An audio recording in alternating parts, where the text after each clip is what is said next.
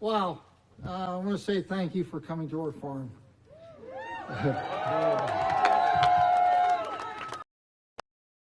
You know, 4 years ago, a few of you were here at this place at almost the same time, and we were fighting for our country. And I was honored to have our now First Lady here, Mrs. Joe Biden. But today, I am truly honored to have this gentleman.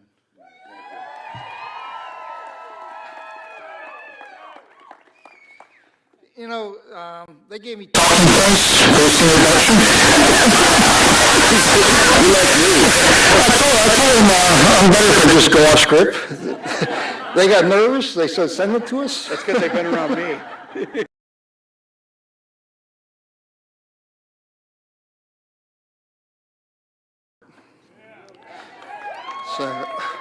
So what you hear, I won't remember what I said. But I had some comments. I had some thoughts about what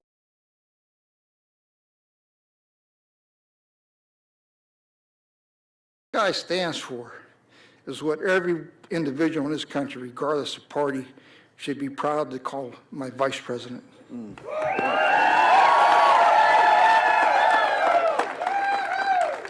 Just like my brothers, my dad, my uncle, and myself, we grew up working on his family farm. And he shares his experiences, and ones we did as kids, throwing hay bales, driving tractors.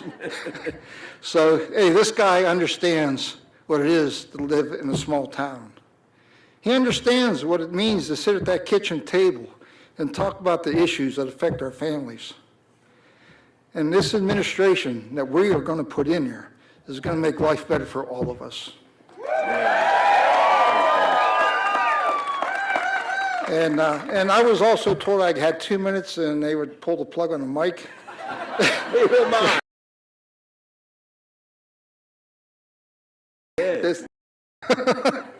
But anyways, the shortest speech I ever gave was for my parents' anniversary. And it was just one word, thank you. And with that, I'd just like to say, I'd like to introduce to me probably one of the most important people in our lives. And the reason I did this, opened our farm up for this, is it had nothing to do with me.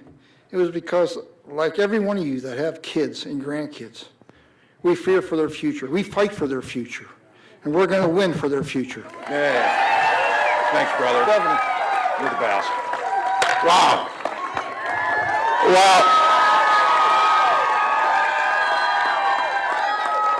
Well, thank you, Rick. I told him, I said, dang, I'm glad this is an IH farm since I'm always talking about my international. So, it's interesting when you talk to somebody like Rick, you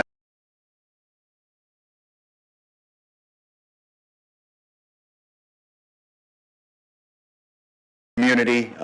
Family farms are what a lot of folks want to talk about it. Some folks live it on what it means. So Rick, to you and your family, thank you. I know in today's world, opening up your farm and having folks come on here, as you said, you'll probably get less than a 5-finger wave sometimes. That happens. But look, this is about trying to figure out how do we bring this country back together, and there's no better place than being on a third-generation family farm to talk about this great country. So thank you. Been in his family since 1949. He said he started out with 40 dairy cows, still a family operation. And I have to tell you, thanks to all of you for coming out and standing on this land. It matters. And he mentioned the sun came out. He said, is it true that you guys control the weather? And my answer to that is if it was, it wouldn't be 40 below in Minnesota, which he gets. We got a lot of things on here. I've had the privilege to get to know a lot of folks here in Pennsylvania and see the commonality that we have together. I'm just going to ask you all to, on behalf of the rest of the country, please send Bob Casey back to the Senate if you can. Please do that. I traveled with Senator Casey. They took me along on a Senate Foreign Relations trip over to the Middle East, and I'll tell you, just the respect he has, the understanding of the issues, the way he carries himself, and he's just a good guy. And so get him back in there. And then, and the thing you get to know is too is as governors. Governor Whitmer said this yesterday. The thing about governors, they just have to get shit done. That's what you do. your governor here knows something about that, in Governor Shapiro. He taught all of us that we can do a lot better building bridges if we put our mind to it, and you can get them up in a, you can get back to that happen, and so I'm really that. Look, family farms, we share a proud tradition, history of feeding and fueling this country. Rural neighbors, foundational to America's success. And I promise you this, Vice President Harris and I, when we win this election, we will have rural America's back just like they've had our back. So I talked to the Vice President about this, understanding what rural community needs. In the Senate, she was there and she represented. This is what people forget. We all talk about our agricultural roots. The largest agricultural state in the country is California. And as a senator in California, she understood. She secured $20 billion to help hundreds of thousands of family farms and ranchers promote sustainable agriculture, increase resilience against extreme weather. We were just talking about this. We need to be ready for this. We moved from drought to flooding within years now. They keep telling us about 1,000-year floods. Many of us have seen 1,000-year floods in our lifetime now. That's the thing. And look, you've heard me say this. In rural Nebraska, and this, rural folks know this. This is a game we play. How small was your town that you grew up in? 400 people. Someone say, oh, that's not bad. How little small? 24 kids in my class. And then they say, no, that's not bad. Many of them were cousins. So that's when you get really small. But look, that's how it is. You grew up understanding that. You grew up in communities that you help one another. This new phenomenon of being each other's throats and talking about politics all the time, that's not what we did. We helped one another. You got through, and when somebody was sick, the families were there to help them, delivering food or helping with the farms, whatever it might be. So look, I learned a lot of things on those family farms, learned about what responsibility looks like. We were talking about this. We also learned to drive when we were 10, and that's probably probably not what you did. I learned how to tune a 79 International out pretty well that's still running, been in my family for a while. So look,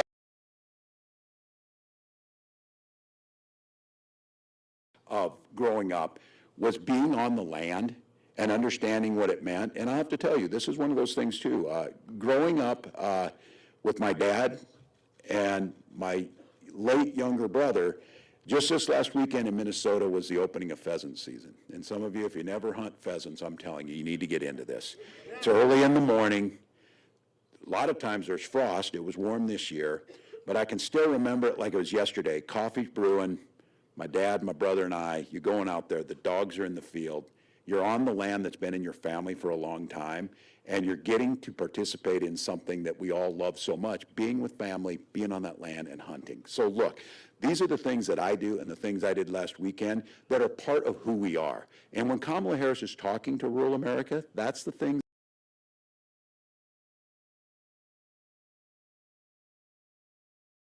Where I coach football to go to a football game, and they let me Saturday morning hunt. I have not been happier in the last 3 months than I was then. So came in pretty handy. But I say this too about this, because I want to be clear. How they try and divide us on this, just be very clear.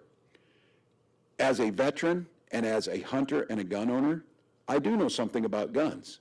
I know a little bit about them. And I tell people this. I was out shooting sporting clays with a guy who was like a fixture in Minnesota of outdoor life, whatever. And I'm watching these clays go up, and I'm like, damn, they kind of cross together. And I said, well, I don't need 2 shots. I can get them in 1. And I got it with plenty of witnesses. So I took that to Congress too, and it's hard to believe that maybe they still don't do it. I don't know. I left Congress a few years ago. But we used to have a congressional trap shoot Democrats versus Republicans.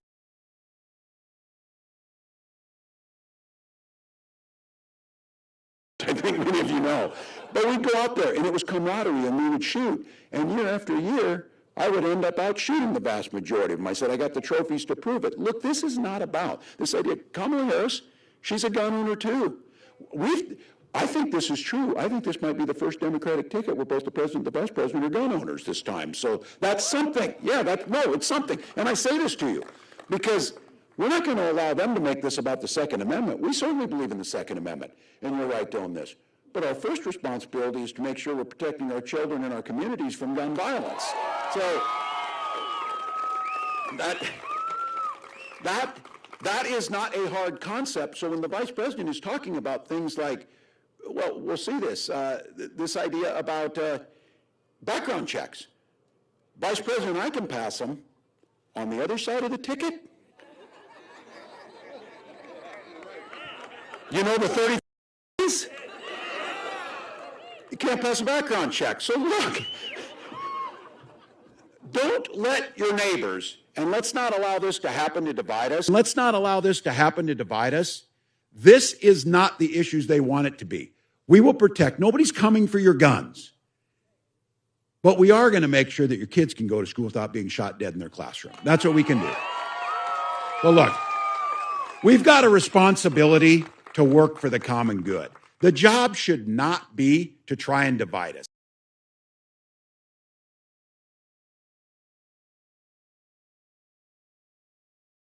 Responsible for helping write 3 farm bills, expanding support for farmers and ranchers, expanding veterans' access to crop insurance and job training. That's what we did. Today, I lead a state that is one of the largest agricultural powerhouses in the country. Just so you know, I tell people this, corn,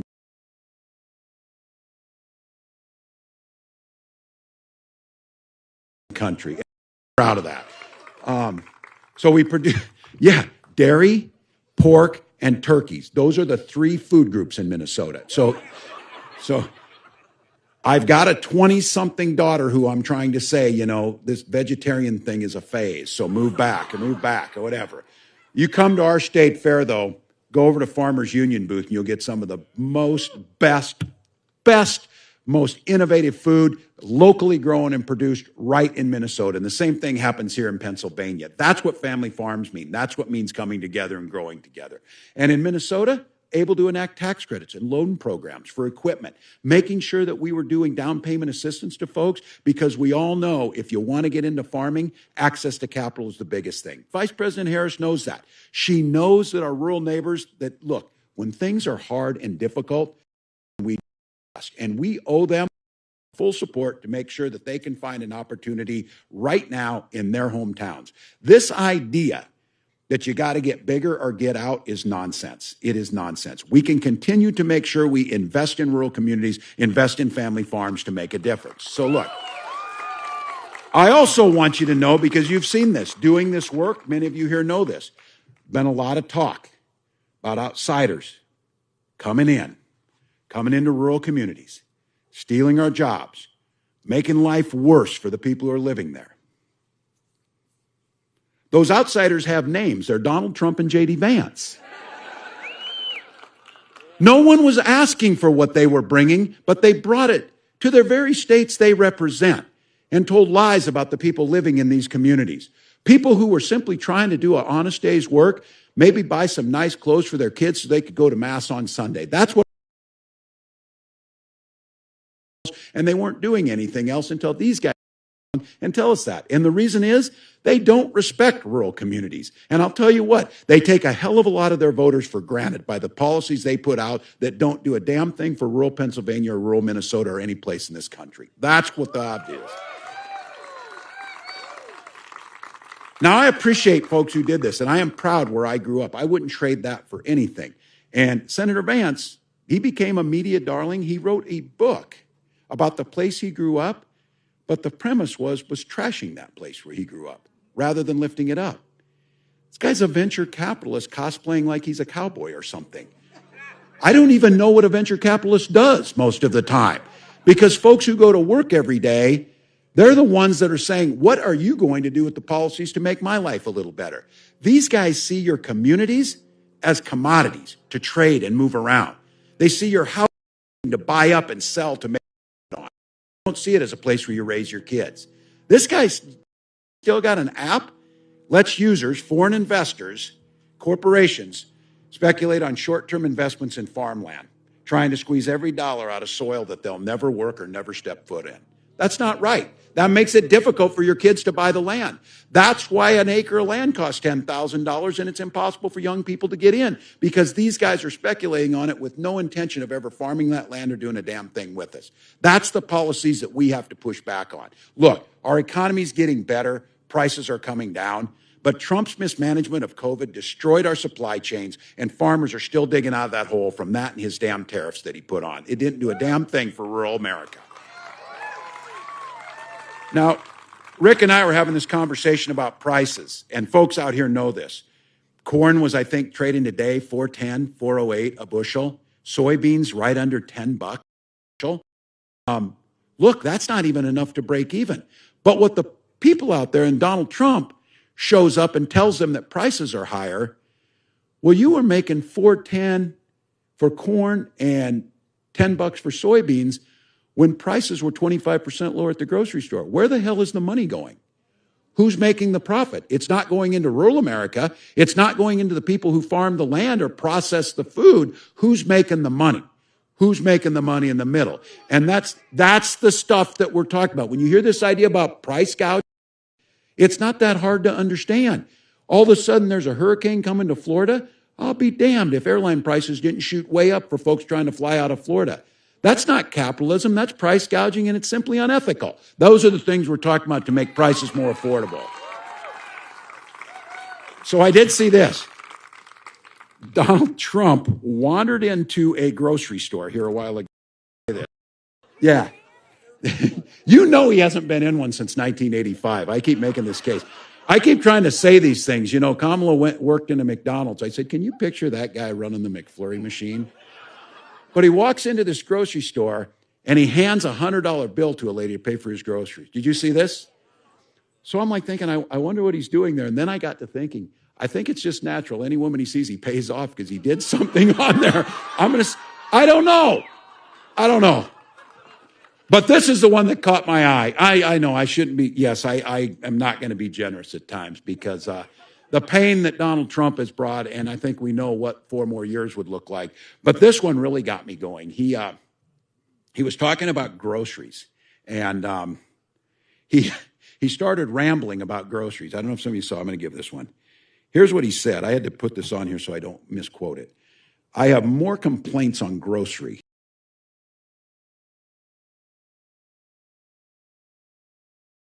thing you eat. The stomach is speaking. It always does. Now, I don't know if you saw last night, we were having a town hall and he got asked about health care and child care and didn't answer those. And then he spent 30 minutes standing on stage listening to music in front of this. So I'm going to be the first to say this. It is pretty funny stuff if he didn't want to be president of the United States. It's pretty funny stuff if he weren't going to try and deny women their reproductive rights. It's pretty funny stuff if he wasn't going to try and rip health care away from all of us with the ACA. Or if he wasn't threatening us in different ways. So look, here in Pennsylvania, I know you know this. This idea about, well, it was better under Donald Trump. For God's sakes, our neighbors by thousands because this is to inject bleach and is not dealing with COVID. As a governor, I know this. We were in Hunger Games with other governors just to get basic things in healthcare to take care of our people. Here in Pennsylvania, he lost 275,000 jobs during the Trump years. That's just factual. These are just dates. And tried to repeal the Affordable Care Act, promises to terminate it if he gets elected. Stripping protections, pre-existing conditions, devastating rural hospitals. You know the whole thing that he did. He tried to cut grants for rural communities affected by natural disasters. Now, these are things in his budget. Damage from things like we're seeing in storms and drought and flooding and hurricanes. Donald Trump thought it was a good idea to cut those things. And by the way, you've got representatives of folks living in Florida. When they had the chance to vote for FEMA funding or for disaster assistance, they voted against it. They voted against it. They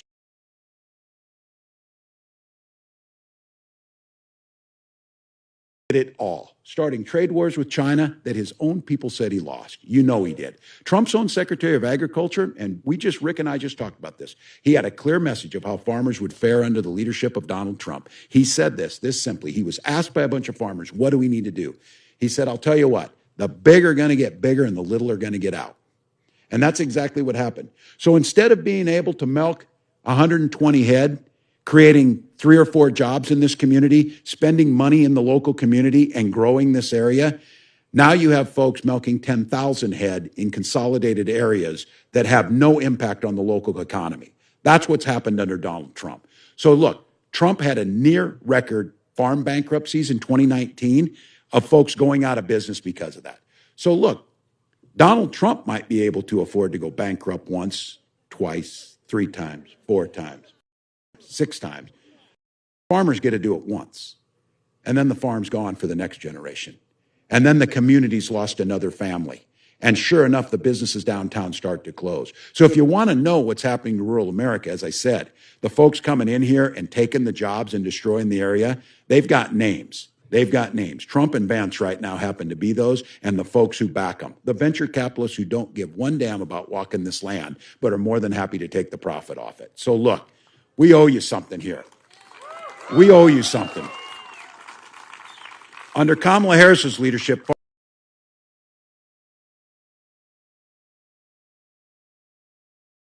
million jobs. If Trump returns to power, his Trump sales tax costs rural families nearly $4,000 a year. Cut Social Security, cut Medicare, gut the Affordable Care Act, give tax breaks to billionaires and big corporations. That's it, folks. When you want to talk to your neighbors about what this election is like his policies, which ones?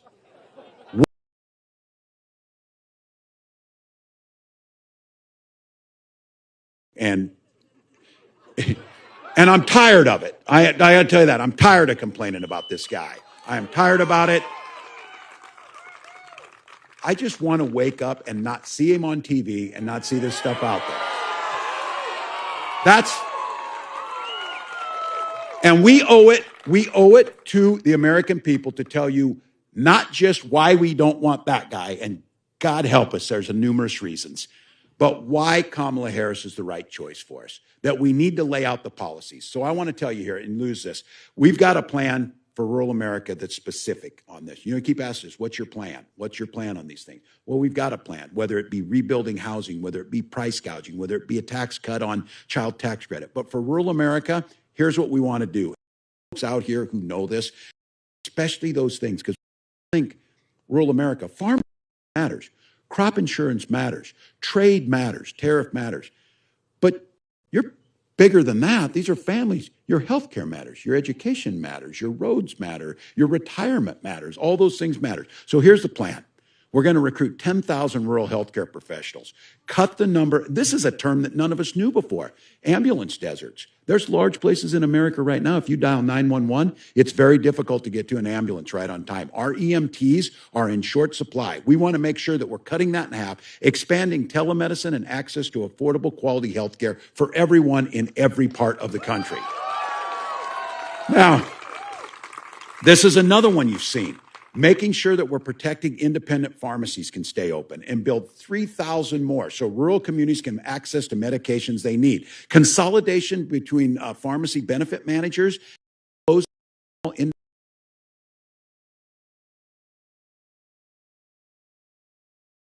affordable prices. And we'll make sure buying a home becomes more affordable. This is foundational to everyone. The rest of you out here, and some of you look like me if you're in this, the sandwich generation that we're talking about. Those of us out there who have a nearly 90-year-old mother, and as of Sunday, I'm proud to say, an 18-year-old son who, he said, "Dad, you've almost secured my vote. You're still working on it." So he's guarding that vote. He's out there doing it. But look, what we understand is you're concerned about how do we make childcare more affordable?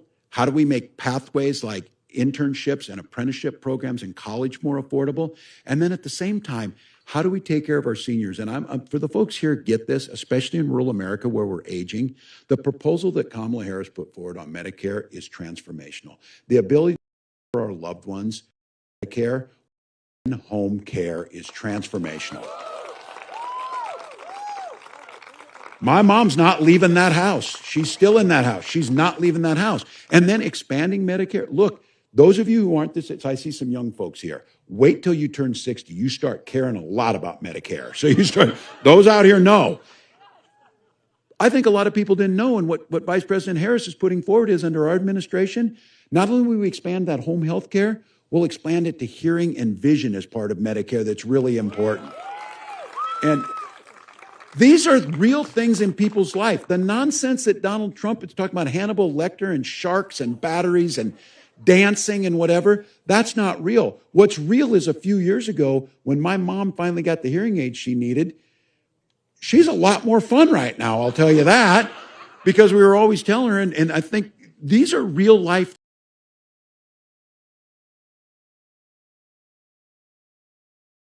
To be your own boss. Man, that is the American dream. That is it. Each of us, people who choose to do that are risk takers, they're entrepreneurs, they are the American spirit. And we've been frozen at this, things like the red tape that makes it difficult to do it, or the inability to get tax breaks. Why can the biggest corporations get tax breaks to expand and a small business owner gets a $5,000 tax credit? Kamala Harris said we will move that to $50,000, making it easier to start your small business, creating more jobs.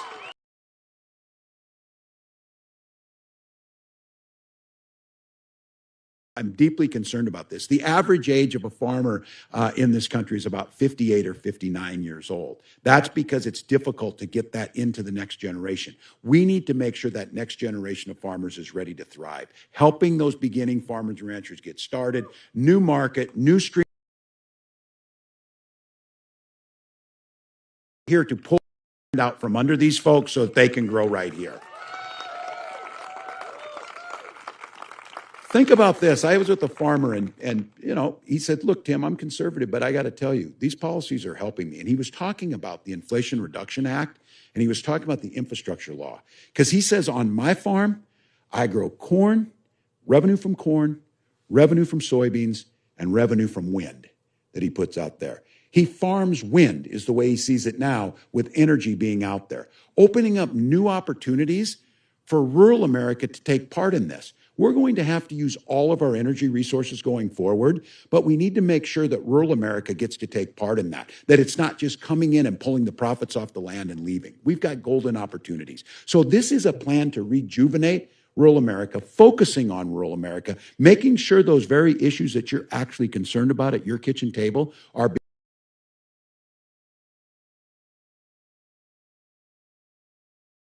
being for. Because right now, I don't know, Donald Trump's dancing to YMCA. I think I'll vote for him. Hell no. Hell no. Kamala Harris is out there putting a plan to make sure that wealth stays in communities. New farmers get on the land, that we open trade routes for folks, that we're keeping health care, that we're keeping rural access hospitals open. So look, Rick said, well, they don't want me to talk off the cuff. Neither does my team, because they know what that means. But look, I think like him, we grew up, we just tell it like it is. And just talk to people about what it is. And I did say this, and I was wrong. I said, they don't have a plan. Donald Trump doesn't have a plan. He said he had a concept of a plan, but he didn't have a plan. They do have a plan. And they even did us a favor of writing it out. Their Project 2025. You hear it? You know? Yeah. They're like really mad that we talk about this all the time. Oh,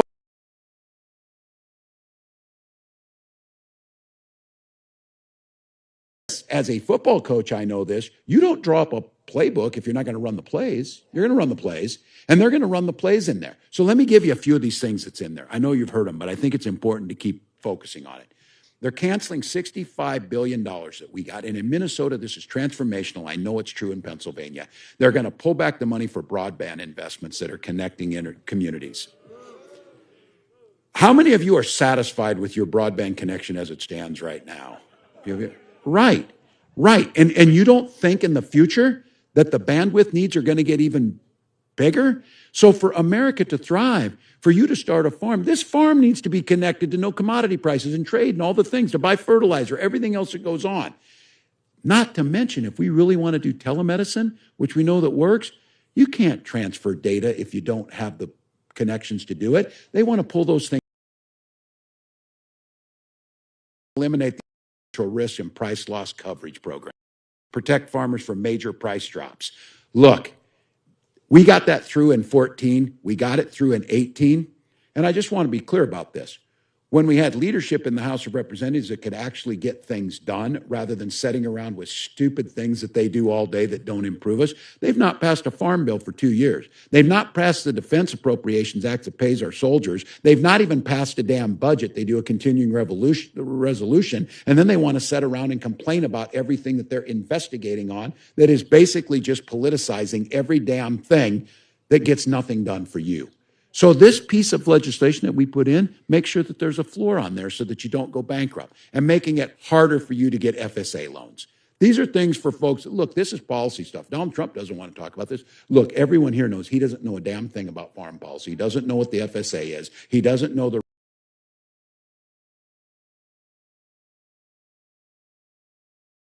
concerned about one cuts for the wealthy at the top, make sure corporations can get bigger. That doesn't help rural America. So look, hindering natural disasters, ending SBA direct lending program, all the things that help farmers rebuild. And we're seeing more and more need for this. We had this year, for the first time in Minnesota, we had a snow emergency that had to be declared. And you're like thinking, don't you get those all the time? Yes, but this year it was a snow emergency because we didn't get any.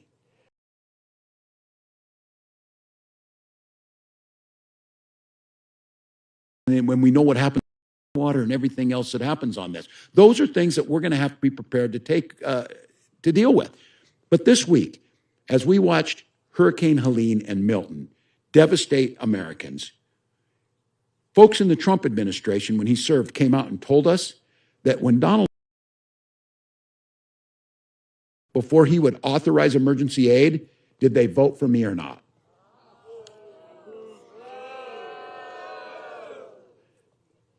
That's disqualifying politically.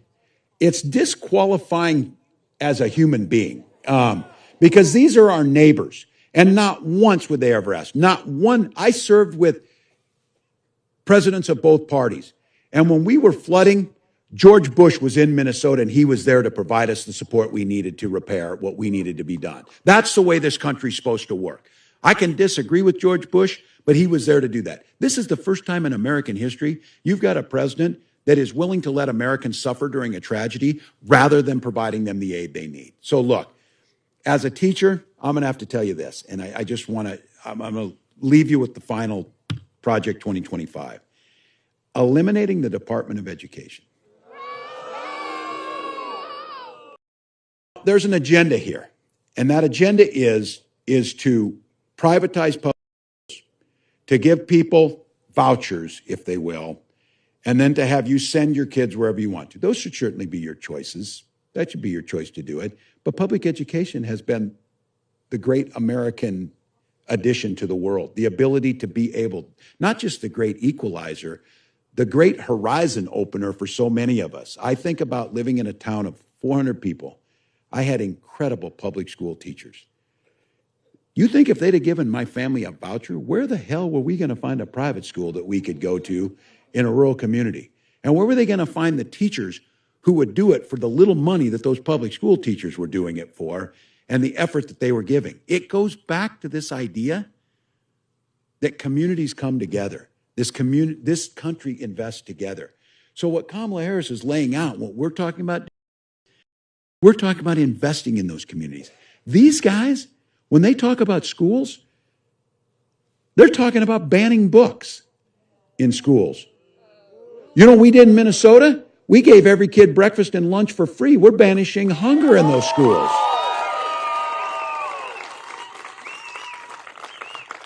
They're concerned about books in schools, but they don't have a damn thing to say about assault weapons in schools with children being shot. So look, Project 2025 wants to send that money elsewhere. Hell, Project 2025 wants to privatize weather forecasting at one time. Think about that. Remember when he took his Sharpie to draw around the hurricane? It's an inconvenient truth that climate change is changing our climate.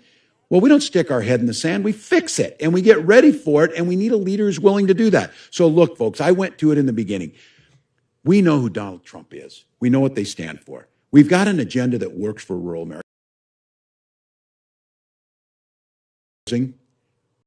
The people who are out there with Trump signs in their yard who are going to vote against us. And that's just perfectly fine with me. It's perfectly fine with Kamala Harris. She wants to be a president for all Americans. That is perfectly fine. So we get an opportunity to turn the page on these guys. A new generation of leadership, a new way forward. And I want you to think about this. We got 21 days to make a difference, not just for the next 4 years, but for the next 40 years. We got 21 days to do what billions of people around the world could only dream of, determining how we want our country to go and how we want to live. We've got 21 days to protect women's reproductive rights. 21 days to protect our children and do something about gun violence. 21 days to deal with climate change. 21 days to bring manufacturing back to America and make sure we have a future.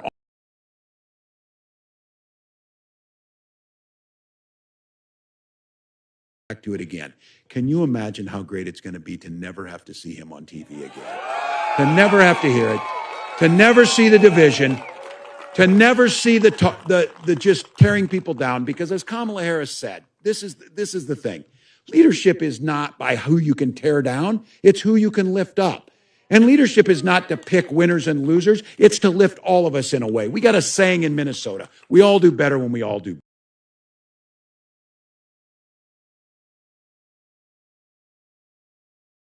What we're asking for, and you know it, the party of Reagan would never stand with this guy because what they're asking for. So you've got neighbors, you've got friends, you've got folks out there. On October 21st, last day to register to vote here in Pennsylvania. I would suggest you change that to same-day registration, but that's for the people of Pennsylvania to decide because it's a good damn thing. But get folks registered. The opportunity in these next 21 days to take a message out there of a unified country, a president for all of us. And they want to poo-poo this or whatever. I saw the Wall Street Journal said, joyfulness isn't a plan or anything. Well, no one said it was a plan, but it's a hell of a lot better to be joyful than to be angry and terrible like they're doing on the other side. So we are not a hateful country. We are not a divisive country. We care about our neighbors. We lift those up in a time of need, and we know that we are better than they're telling us. He goes across this country and tells us how bad our cities are, how bad places are, how bad states are. He has no solutions because he wants to run on the problems. So here's the deal. 21 days to elect a leader who cares about this country. 21 days to elect someone who is ready to lead and has done it her whole life. 21 days to make the rest of the world say, gosh, dang it, America's back, and they're back in a good way. So for all of you, Rick, thanks for coming out to this farm. Don't believe in every single vote in every county, in every single precinct counts. This thing is going to be razor close to the end, but I have to tell you, decency, goodness, joy, and hopefulness wins every time. So let's get out there and make it happen. Let's go. Hi, everyone. I'm Lindsay Watson. Thanks for watching the WKBN 27 First News YouTube channel. If you want more video news, subscribe to our channel. And don't forget to download the WKBN 27 First News app for breaking news alerts.